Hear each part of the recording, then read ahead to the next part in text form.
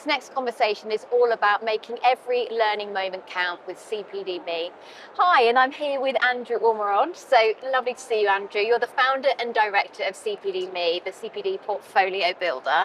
So can you tell us what inspired you to create CPDme and focus on CPD for frontline professionals? I can, yeah. So about, you've got to guess my age now, about 20 years ago, I was working on an ambulance station with some very experienced 35 years in practitioners, and they unfortunately had been called for audit with the Healthcare Professions Council. Now at that time, there were very few systems out there that would support people to keep an accurate record of their learning and development. These three practitioners, who were very experienced and actually were the foundation of the ambulance service, sent off what I can best describe as shoe boxes full of CPD to the Healthcare Professions Council. And for those who don't know, that's the regulator behind paramedics and physiotherapists and occupational therapists and such. These shoe boxes came back to the practitioners with a "please try again, that's not acceptable." And after several attempts at sending shoe boxes back to the HCPC and back, these individuals were almost at the point where they were about to be struck off the professional register. And I was very, very lucky. I was one of the first paramedics in the country to be born from a degree background. So just at the very back of my HCPC Bachelor of Science degree, one of the things they taught us around was the regulations around recording CPD and taking it seriously. So I sat with these three professionals, helped them format their shoe boxes into a format that the HCPC wanted. They all sent off their portfolios, and then of course they all got the green light and said, "well done."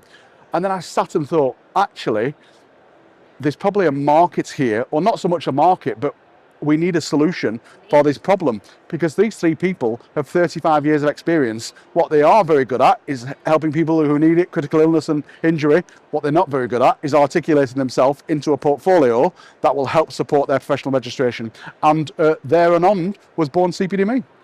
What is the key lesson about professional development that you'd like to share with everyone? We all take part in CPD all the time, whether that's structured at work, whether that's mandatory training, whether it's self-directed study, whether you're reading a book, whether you're taking part in a very exciting course like the Attacker provided today at the show.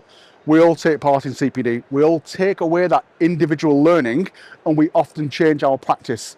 What evidence suggests from my research was what we're not very good at is keeping an accurate and ongoing record. Now, ironically, back to the first question, the Healthcare Professions Council's 4 standards indicate standard 1 says that I, as a paramedic, must maintain an accurate and ongoing record of my CPD. So regardless of whatever I do in my learning journey, I have to keep a record of it. Okay, and what are some of the biggest challenges that organisations face when it does come to logging and reflecting on CPD? There sounds like there are quite a few. What's the biggest one? The biggest one is accountability, because most practitioners in the real working world always consider, have I got a portfolio that's fit for the HCPC? The reality is, somebody else will ask for that record of your learning and development before the Healthcare Professions Council does. And I've been very lucky in my career that at one point I was a clinical lead for avoidable safe conveyance for 4 very big NHS ambulance trusts. I saw more people in coroner's courts, investigations, inquiries, and all of those things that happen in the world of medical negligence and such, being asked for their portfolio or record of learning and development rather than the ones being asked for by the HCPC. So the accountability is on you as an individual, not your organisation. Your organisation will have their own records, but as you, as a registered Healthcare Professions Council, HCPC registrant, it's your responsibility. And then, so speaking of accountability, how do you get that balance with accountability and also keeping CPD simple and practical when you're a busy professional? Time is the biggest challenge most people have, because if I've done a 12-hour shift or a 14-hour shift, the last thing I want to do is go home and fire up my laptop when my husband or my wife are there, or I've got to take the dog out for a walk, or start typing what I've done that day or what I've learned. The reality is it's not going to happen. Recording CPD has to be sharp, it has to be quick, it has to be simple, and more importantly, it has to be done almost immediately after you've taken part in that learning. And the reason for that is exactly the same reason as I discussed earlier on the previous stage. If you leave a big gap between what you've learned and then logging it, that leaves lots of open capability for a lawyer to come along and say, you did this training in September 2025, Why have you only chosen to log it in February 26? Why have you left that gap? That will leave lots of questions to your professional accountability, but more importantly, your memory will desire to just forget what you've done. So take part in learning, log it straight away, and then put it away somewhere safe. And can you walk us through your CPDme portfolio and how it works for both individuals but also for organisations as well? Yeah, so up until about 2015, it was an individual solution. It was an individual who needed to record their CPD, who could keep an accurate and ongoing record. They could map it to the HCPC standards. They could take part in some webinars that would automate dropping CPD into the system for them. Then all they needed to do ultimately was reflect upon their learning experience. Using the app, it takes around 2 minutes to log their CPD, and time again is not on our side. So that reducing time of 2 minutes to record it is really, really important. You can capture evidence like certificates or bulletins on your phone. We often go to conferences, and I've seen people here do it. There's some very important information on the screen. They'll capture it on the phone, then they do nothing with it. That information that you've captured on the screen that might support your practice is absolutely liquid gold for evidence in your portfolio. Doesn't have to be a certificate or a journal or learning outcomes. That screen capture of what you've just listened to at that conference with your reflective practice makes for a perfect journal of your CPD. Wow. I feel like we're living it right here with you. Living it. Yeah.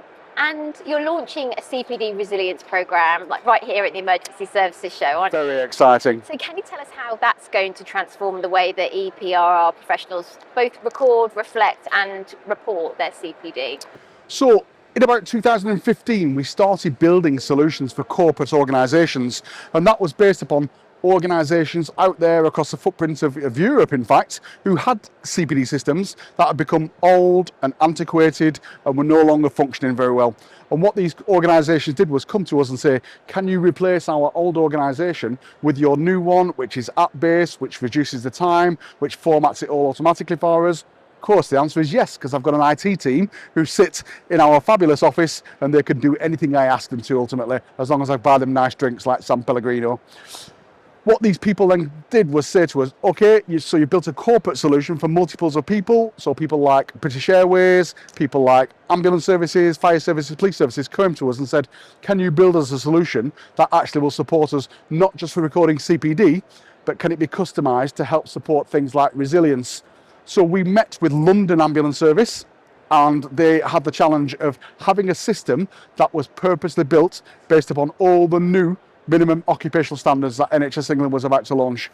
They came to us up at our office in Worley with one of my consultants, Nick, and said, can we build a platform that's built specifically for narrow standards and minimum occupational standards that will make our commanders both accountable for recording their learning and development, but also we can identify any trends or gaps or knowledge appreciation that we can help support them with, so that, gosh forbid, we have an inquiry or an incident or whatever that might look like for the future, because it's not a matter of if, it's a matter of when, but it will support them from both an accountability perspective and defendability if they get called to an inquiry.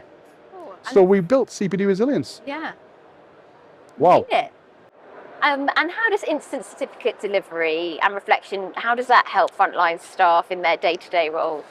Again, back to time, isn't it? We've been very fortunate to work with the 19 group across not just the Emergency Services Show, across the Health and Safety Show, the Commercial Car Show, and it's about what do I do with that evidence. What we've done is innovated, because my job is that I'm a disruptor, and I've disrupted probably lots of channels in the NHS for lots of years. So I said, if we could innovate a digital certificate solution that we can have everywhere on every theatre in this show, that when you scan it with your phone, it not only drops your certificate into your email box, it also drops based upon your email address into our platform, and then all you need to do is the reflective paragraph. What have I learned from that session? How might it influence my practice, and how will it defend me as a practitioner, whether you are selling cars, whether you're in health and safety, whether you are ambulance, police, fire, rescue, whatever organisation background you come from. And we developed that about 4 or 5 years ago, and the 19 group was one of the first organisations to roll it out across most of their shows. Whoa. And when it comes to tips, have you got a quick tip that you'd give to someone to make logging CPD a habit rather than a chore? Absolutely. If you learn it, log it, and try and log it almost immediately. Okay. I sit here today representing CPDme. Use any method that you have at hand. If you use an iPhone, then go into notes and make some notes. If you use an Android, make some notes. Yeah. But don't leave it too long, because if you are called to accountability, somebody's going to say, why is the big gap between you doing that learning and logging what you've learned? And how can emergency services leaders use CPD data to support teams and improve performance? This is a challenge that most organisations have, because within my NHS Trust, we provide lots of really valuable learning that we know is going to support that individual to go out there and help people at their time of need. The biggest challenge for most organisations is we can put these amazing courses on, but how can we measure what I've learned as an individual, and that translates into real life practice? Because that certificate is very pretty and it looks very nice and it's got all the emblems and badges on it, but how does that translate to me jumping into my uniform with my blue lights and sirens and going delivering patient-centred care that is safe, methodical, and leaves nothing to chance? So what the system does is it allows organisations to both monitor CPD, monitor gaps in their learning, issue that evidence, and then identify that reflective element of the learning. And that's a big challenge for organisations, because they often can't do that, which then leaves scope for error, omission, conclusion, deflection, all of those things that happen when an individual might not interpret that learning correctly. And for somebody attending the emergency services show, what's the best way to get started with CPDme? So you can either come to the stand, or every single one of the lecture theatres has got a QR code at the back of each session. Scan that QR code, put in your details, it will send you an email and it'll give you a little introduction to CPDme in there, or come to our fabulous stand, not just for the sweets, because I do believe on the podcast people have been suggesting that our sweet stand is the best in the show. Don't tell everybody. Sweet stand, not just a box of sweets, an entire selection of pick and mix. It's like, for those people who are old enough listening to this, who remember Woolworths, Oh yeah, it had the most best selection of pick and mix. We are trying to match that on our stand. ever until CPDme came So out. come to our stand, the fabulous team around me will help you download the app, show you how to make recording CPD simple, and give you a bag of sweets. What more could you ask for? What more can you ask? And what's next for CPDme in terms of innovation? So we have been very lucky to be invited to Australia, because several departments within the government sector in Australia have recognised that we are leading the way, and they're using our app, unbeknownst to us, and they invited us to go and innovate the way that Australia's government record their CPD. So very exciting, and they've come with lots of innovation ideas that they've asked me to lead forward for them. So quite an exciting time. And of course, my favourite place in the world is Bali and Fiji. Either sit about 3 hours away from Australia, so sign me up, I'll be there shortly. Be there. Well, very interesting and exciting times ahead. Fabulous. Thank you very much, Andrew. Thank you so much for the invite.